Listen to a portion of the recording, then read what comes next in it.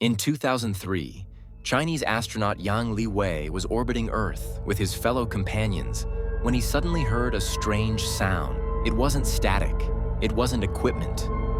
It sounded like someone knocking right on the outside of his spacecraft. He described it like a hand tapping metal. But when he looked through the porthole, there was nothing there. No debris, no other ships, just the black void of space. Yang even opened the hatch when he returned to Earth, searching for dents or damage. Nothing, not a single mark. Other Chinese astronauts later reported the same sound, the same pattern of knocking in different missions years apart. Scientists called it thermal expansion, but Yang said didn't sound mechanical. It sounded alive.